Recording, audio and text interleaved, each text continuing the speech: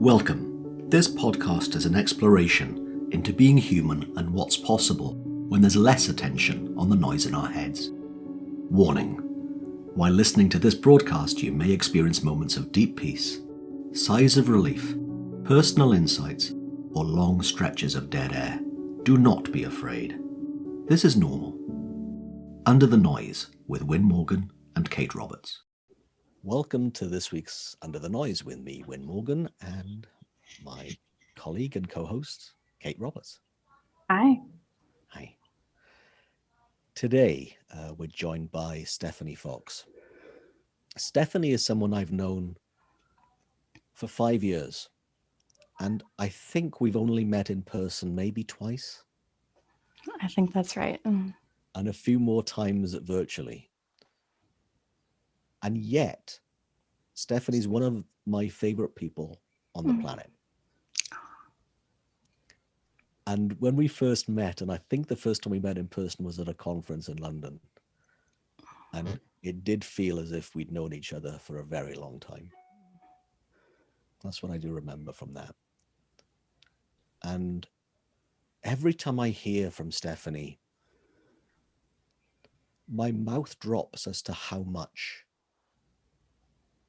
she does in the world. Some of that we'll be hearing in a few minutes' time. But I've always thought about what it would be like to have a book out there that would be helping children. Well, Stephanie's done that more than once. What it would be like to train teachers to train and teach children about inner peace and well-being. Stephanie's doing that. What's it like to work in a place where there's conflict and war? Stephanie does that. And from a very humble and unassuming front, there's depths to you that I've always adored listening to. So I'm really excited to hear what you have to say with us today. Wow. You're right. I am embarrassed and almost a little tear in my eye too. Wow, Wyn, that was so lovely. Thank you. I never would think of myself as doing so much. So that's really nice to hear. I guess that that's just my perspective. I'm so honored and happy to be with you guys today. And first off, I have to ask for your pardon in advance if you hear my son screaming in the background. This is just kind of part of the life now with a first grader online at home. And yeah, so I'm just so happy to be here. Thank you for having me. Great that you're here, Stephanie. And in our chat before we started the recording, I asked you what's live for you right now, and Kate and I were wondering about that. So when you started sharing, and I said, well, before you kind of talk all about that, why don't we just start recording?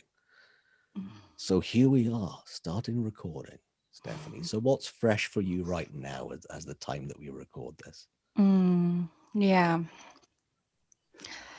So today has not really been my typical day. It's been, kind of hard, I would say, and really touching at all those raw human emotions because of the things that are happening in Gaza and Israel.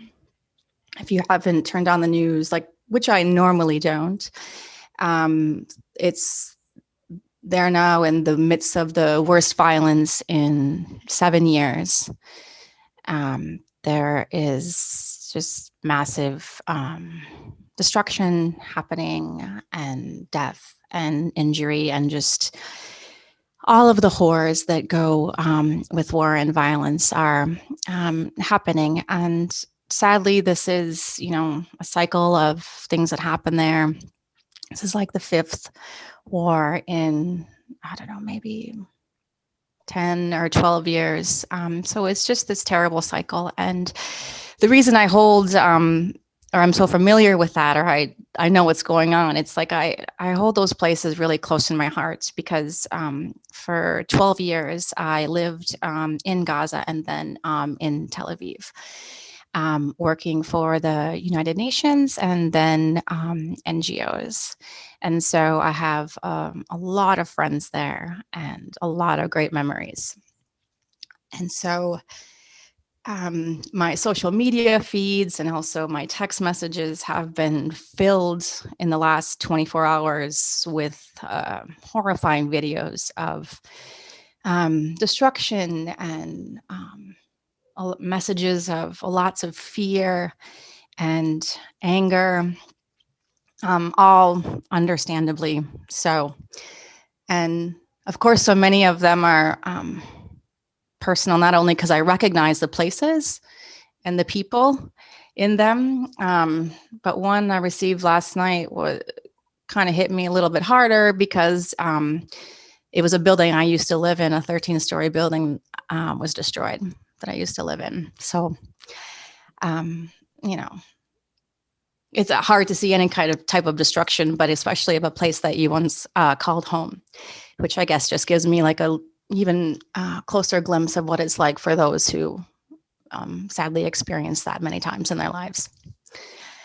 And so I was kind of, and then of course, then I turn on the news, something I normally do. Because I felt like it was, I don't know, kind of an obligation to be informed. And I saw myself just really going to this, getting in the noise, I guess, going along with the theme of your podcast. Like I went, from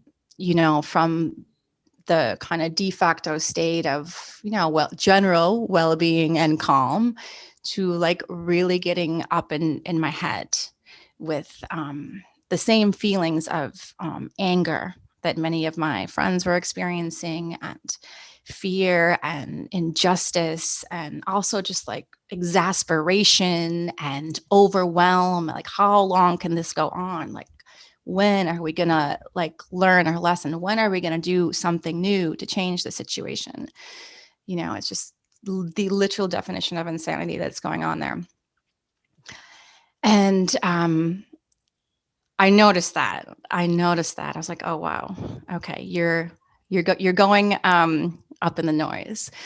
And I'm so glad I was able to do that, because then I realized that I'm not helpful, or maybe I can be helpful in the noise, but I've noticed that I'm way more helpful out of it when I'm in more of my, sitting as an observer of all that emotion that I'm having.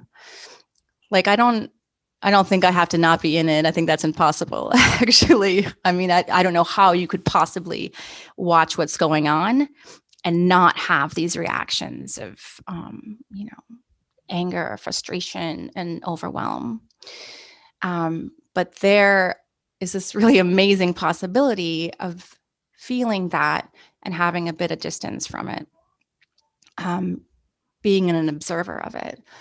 And I have found, like in my life, that that is just a much more helpful and powerful place for me to sit in, is kind of the observer of the noise, if you will. And so from there, I was like, okay, I'm not going to contribute to this, like by writing my own, noisy Facebook post or something like that that is expressing all these very raw human things. I was able just to sit back and kind of relax and take a deep breath. And then it occurred to me to call a friend in Gaza. And I was so glad I did, because for a moment I was wondering, while I was in these noisy thoughts, like surely there's like a breaking point. Surely like the fifth war is the one that you're going to go through that is going to make you constantly be living in a state of fear and anger. Surely human beings must have this kind of breaking point. And I'm totally prepared to deal with that fact and like be wrong about everything I've been teaching, you know, which is about innate resilience and well-being. Like, I'm prepared to be wrong about this. So let's just call up somebody there and see what's going on. And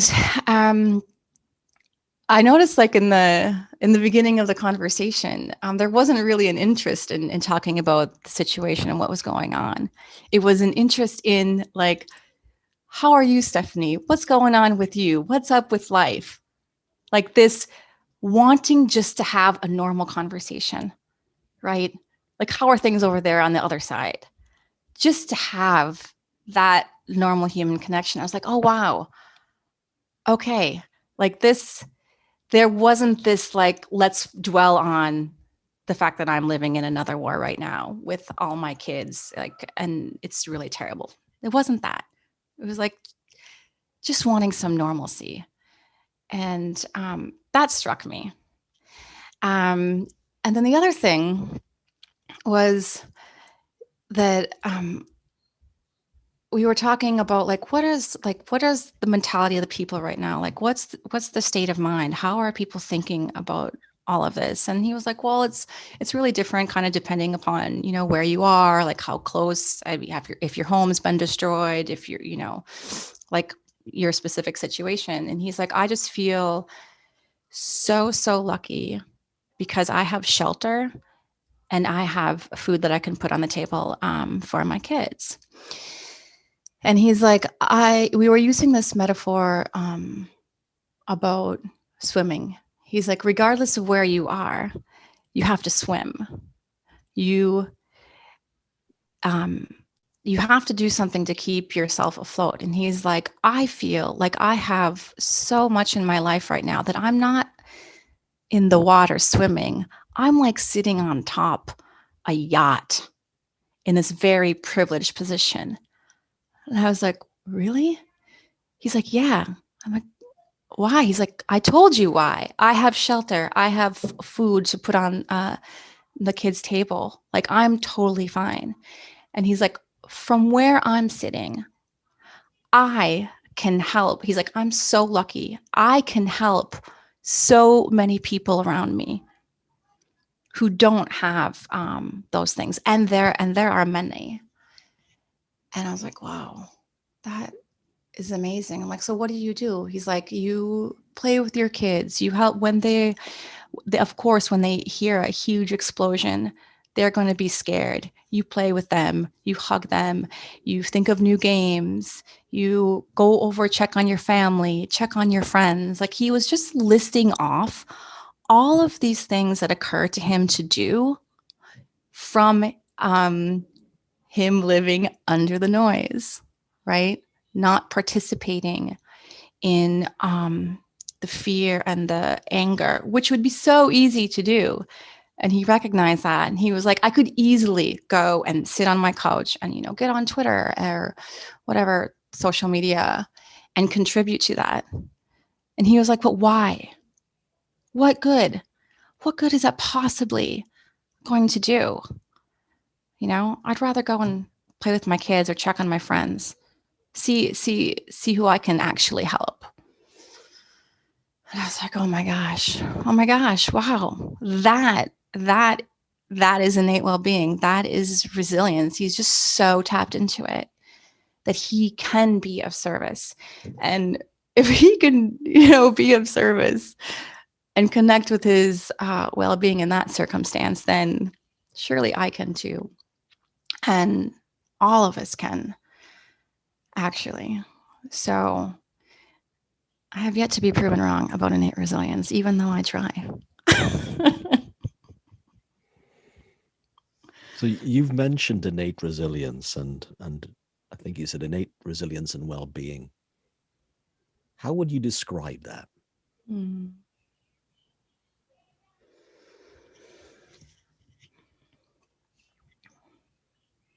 I would describe that as this untouchable, unbreakable unbreakable life force within each one of us that we are all born with, that is the animating force of life, that when connected to it, we feel alive and are like our true selves. Like we are able to, operate with ease. Life is light.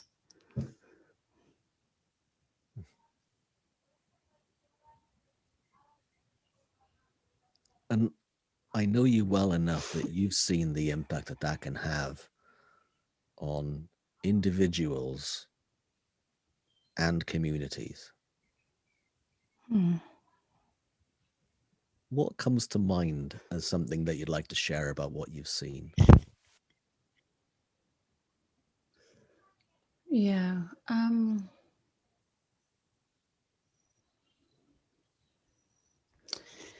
Well, I think I'll just go back to the example I was talking about earlier. Like you can see how when a community is in crisis, like so many communities in the Middle East are in crisis right now, how having just even one person who is connected to that, like what that is going to do, So I just imagine like a family, they've just lost their home, literally homeless, walking around with nothing and bombs still falling down upon them. And this is not, actually I've seen this many times in Gaza. This is not so uncommon. Somebody going out, and taking them in, being able to help them, just being there for them and not being consumed with their own stuff, even though they'll have it, but being in such like this moment of just like clarity and clarity about what needs to be done, like so connected to your spark, as we call it at the Spark Initiative, just so plugged in that you are there for them in the perfect way that they need people to be there for them. And of course they feel that. And what I've noticed is like when people encounter people and like that who are just really plugged in and helpful, then they get curious, like, wow, what's up with you? Like why aren't you operating in this like fear and anger state? What's going on? And then there's this curiosity, and then it spreads because people want to learn more about it.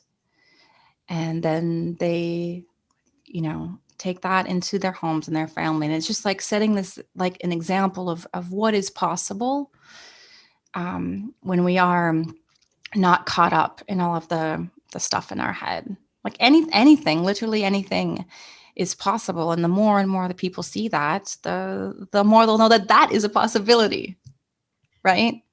Because I see this often as well, like so many people, they don't know it's a possibility to not live in a fear and anger mode, right? Like if you've never been exposed to that, then how would you know it's possible? Like you can't, you have to see it in action. You have to be around people who live like that, and it leaves an impression.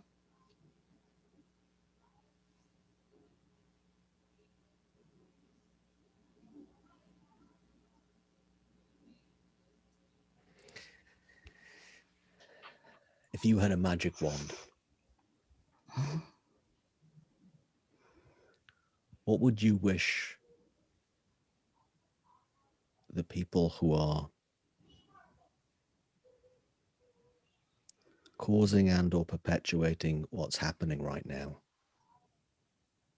what would you wish they knew or understood about human beings?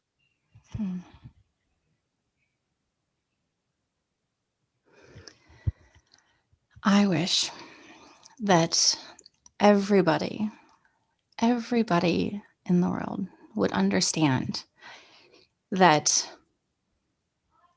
while it looks and feels like we are looking for a physical thing or a certain piece of land, let's say, or to live next to a certain group of people, what we are actually only ever looking for is a feeling. And we go for things. We try and set up the circumstances around us. Let's choose our neighbors, choose our borders, choose whatever it is, because we think they are going to give us that feeling that we want. And it's not true. You can never get a feeling from something outside of you. It's impossible, even though it seems that way. I know. It's impossible. And you can only have to like think of the example I gave earlier of, sitting in a literal war. Some people are experiencing well-being and some are not. If war gave you a feeling, everyone in that situation would be feeling the same thing. That alone proves it. But of course, don't, take my word for it, explore for yourself. But what you will find if you look into this is that all feelings come from within, regardless of the circumstance you're in. And nothing you do out in the world will ever give you the feeling that you're actually looking for, because there's only one source of that, and that's from within, your spark, as we say.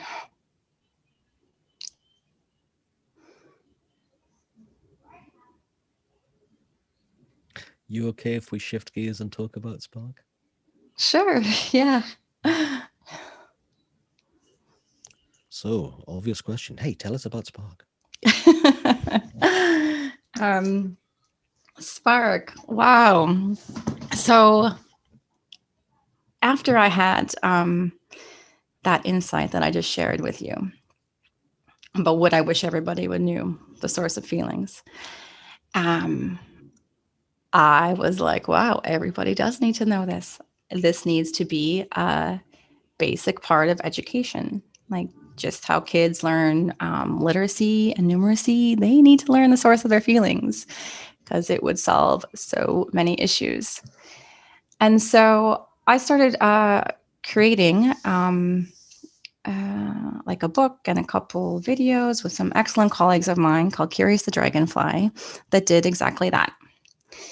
And this was very much in alignment with what my friends and colleagues at the Spark Initiative were doing. So we joined forces and we created the fourth curriculum that the Spark Initiative has, which is a full curriculum teaching these concepts about the human mind, well-being, and resilience.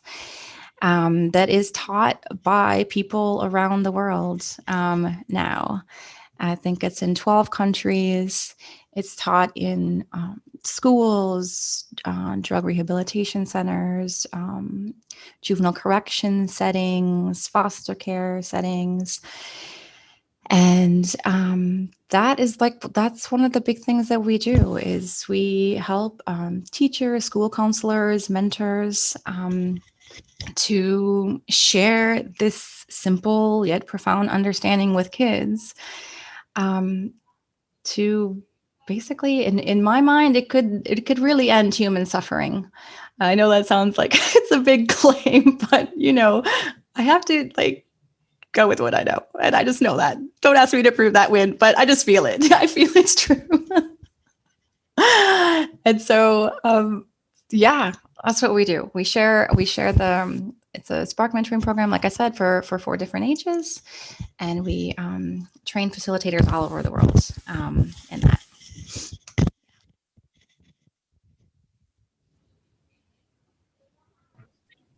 Stephanie, how do you find that the kids handle what you're trying to tell them?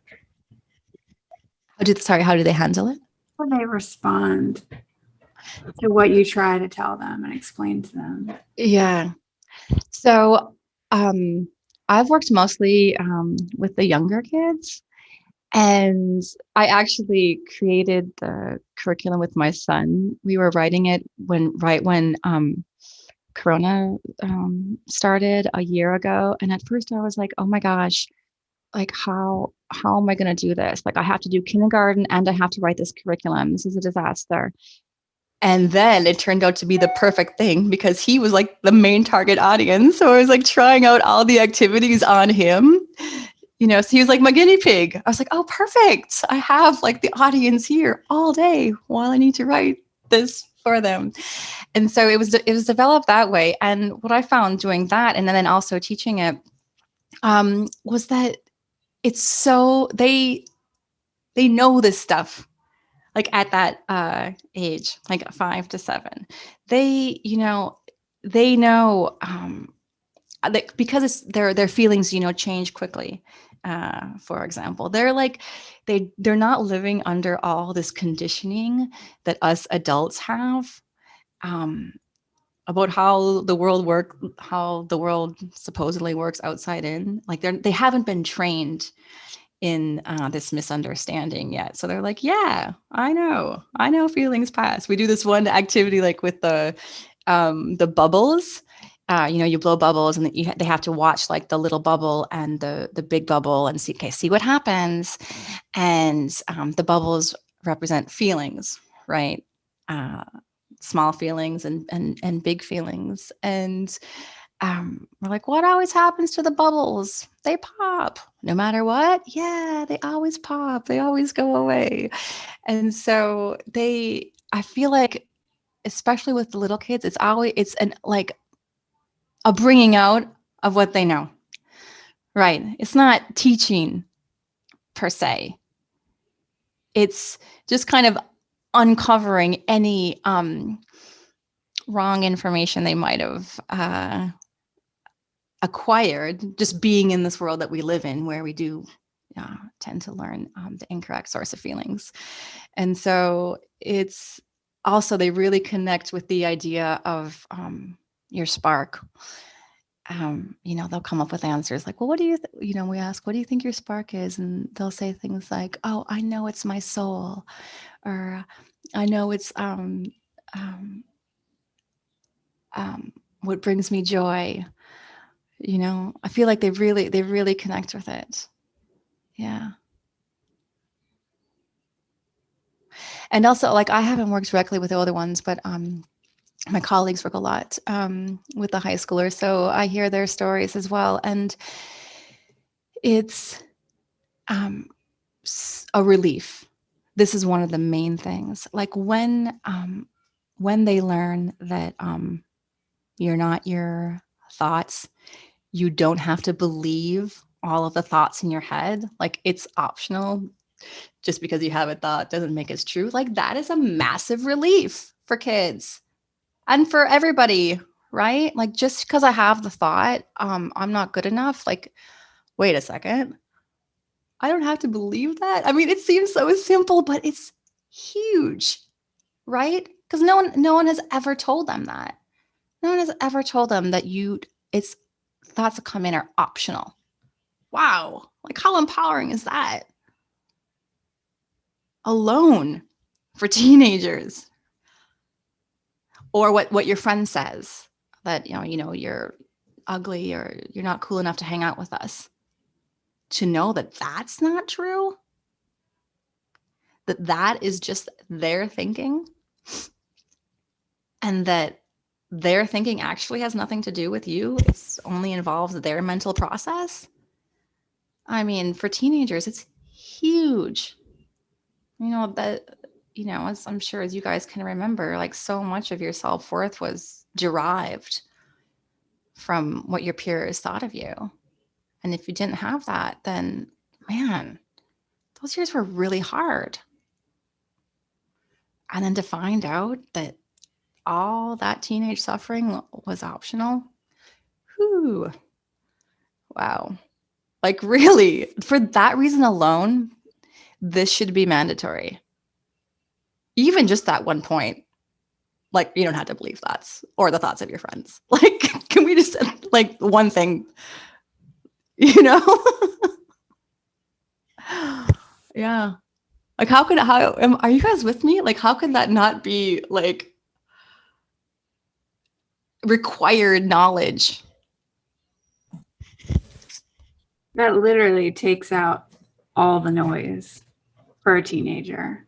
Like, what is left after that? Right? Yeah.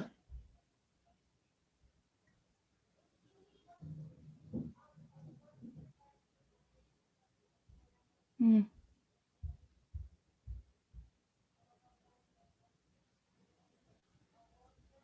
Well, it makes learning capital cities of countries a little less meaningful. When you get something like that can change everyone's life, and to actually for them to realize an awful lot more joy and freedom in life, as opposed to the capital of Lithuania, as beautiful as Vilnius is. We might have something a little more meaningful.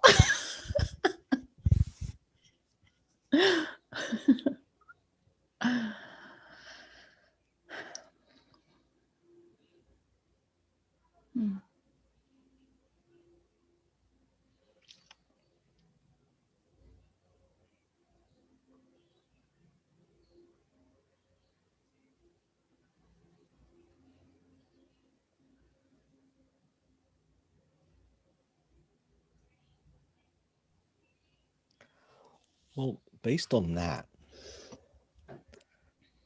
very profound and very precise and incredibly meaningful point, I think that's just an awesome place to leave our listeners with and to ponder on that. It's left me speechless, which for a lot of people would be a blessing.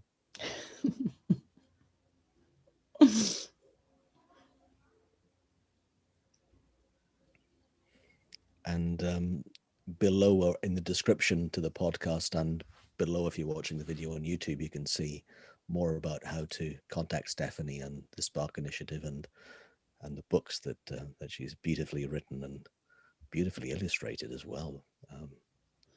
Books. Is there anything else that you think would be good to leave us with?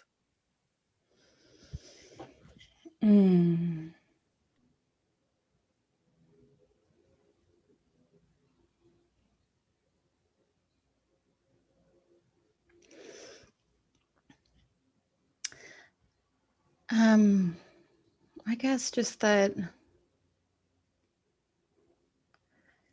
call me naively optimistic, but I really do think that the simple things that we've talked about today, if known by a tipping point of human beings, let's say the majority, I'm not sure what the tipping point is, would truly transform our world into what I know it can be, where there is peace and sustainability for everyone. And I think that this can happen in our lifetime. If we can vaccinate like enough people to get herd immunity, certainly we can get this knowledge into the heads of kids to change our world. I love that.